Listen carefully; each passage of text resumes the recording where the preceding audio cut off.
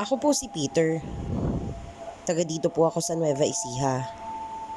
Ang sabi-sabi po ay meron ditong baryo ng mga aswang. Noong una po, hindi ako naniniwala.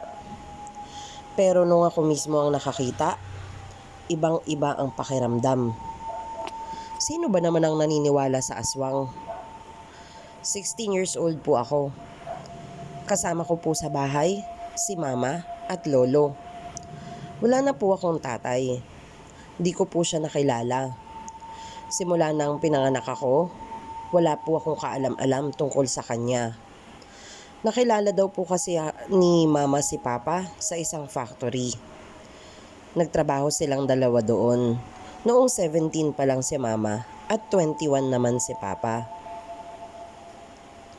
Maliban po dyan ay wala na akong alam. Kahit letrato ay walang pinakita si mama sa akin.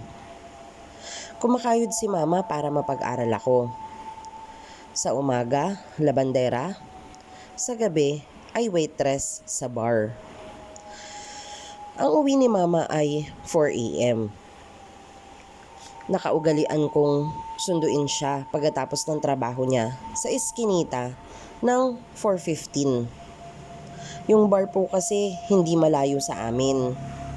Isang umaga, nagpunta ako sa eskinita para sunduin siya. Hinintay ko ang nanay ko. Pero mag-aalas 5 na ng umaga, wala pa rin siya. Kaya napagpasyahan kong puntahan siya sa bar. Ang sabi naman sa akin ng manager doon ay saktong alas 4, umalis na siya doon. Kinabahan ako. Pero napansin ko, habang naglalakad, yung mga gamit ni mama, nakakalat sa sahig. Pero pa isa-isa ito. Sinundan ko yung mga gamit hanggang sa makarating ako sa isang baryo. Maliit at tagong baryo ito. Ngayon lang ako nakarating dito. Maraming bahay na magkakatabi at hollow blocks ang mga bahay. Pero mukhang iilan lang ang mga nakatira. Maya-maya, may narinig akong boses. Sigurado akong boses ni mama yun. Agad kong pinuntahan kung saan nanggagaling ang boses. Si mama nga. Lalapitan ko na dapat, pero nakita kong may kausap siyang isang lalaki. Matangkad, moreno, at may itsura ito. Narinig kong sinasabi ng lalaki kay mama na, "Dumito na kayo. Kailangan tanggapin mong ito ang kapalaran nyo ng anak ko." Anak ko rin si Peter. Sumagot ang nanay ko. Sabi niya, Hindi kami sasapi sa inyo. Simula nang nalaman kong masama ka, ay burado ka na sa buhay namin." Nilapitan ko na si mama at sinigawan ko ang lalaki. "Bitawan mo ang nanay ko." Nagulat silang napatingin sa akin. Ang sabi ni mama, "Diyos ko Peter, anong ginagawa mo dito?" Sumingit naman ang lalaki at tinanong ang nanay ko, "Siya si Peter? Siya na ang anak ko?" Niyakap niya ako pero tinulak ko siya. "Sino ka?" Tanong ko sa kanya. "Ako ang tatay mo, Peter." "Pero bakit? Bakit ngayon ko lang siya nakita?" Tanong ko sa aking nanay. "Ang akala ko ay patay na po kayo." "Hindi anak, ito ang tatay mo. Siya ang totoong tatay mo." "Pero bakit mama? Bakit mo siya tinago sa akin?" "Kasi anak, masama siya." "Ano Julius, masaya ka na?" Tuon niya kay papa. Sabi ni mama sa lalaki, "Mamayang gabi ay babalik kami ni Peter. Ipakita mo sa kanya kung anong klaseng nilalang ka." Hindi nakasagot ang tatay ko at hinila na ako ni mama pauwi. Ang dami kong tanong sa isip ko. Sabi ko kay mama, "Mama, ano yun?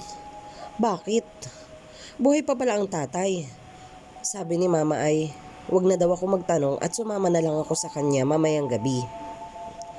Kinuha daw siya ng tatay matapos ang shift niya kagabi dahil fiesta daw sa baryo nila. Gusto ni tatay na magsama-sama na kami. Hinintay ko ang magdamag. Hindi ako nakapasok sa school hanggang sa naggabi na. Pumasok si mama sa kwarto ko at niyaya ako pabalik sa baryo nila tatay. Nang makarating kami ay nagtago kami sa may isang malaking puno. Nakita namin na nagpupulong-pulong ang mga tao sa gitna. Ganito pala ang fiesta sa kanila. Merong isang malaking cage sa gitna ng mga taong nagpupulong-pulong. May laman na mga tao yung cage. Mga bata, matatanda, meron din namang katamtamang edad lamang. Isa-isa nila itong nilalabas at pinagbobotohan kung iaalay o gagawing kagaya nila. Hindi ko maintindihan pero masuka-suka ako nung nakita ko ang isang bata na iaalay daw. Nakatali ang kanyang dalawang kamay at dalawang paa. Tapos nakatakip din ang bibig.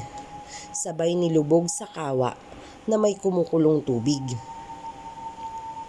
Grabe ang sigaw, pero sinasabayan nila ng alingawngaw na parang mga aso. Hindi ko napigilan at nasuka ako. Narinig nila ang tinig ng pagsuka ko. Lahat sila ay napatingin sa gawin namin.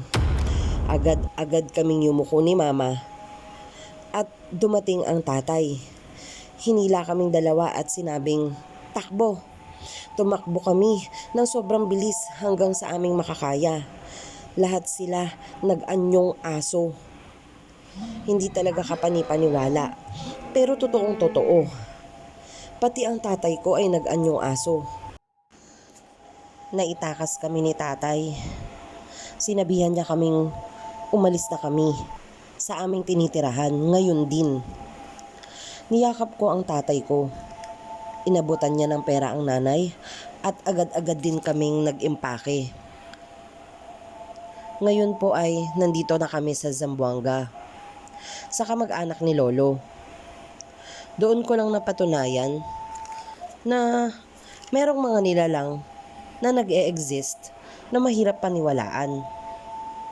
Habang buhay kong maaalala ang mga nakita ko ng gabing iyon.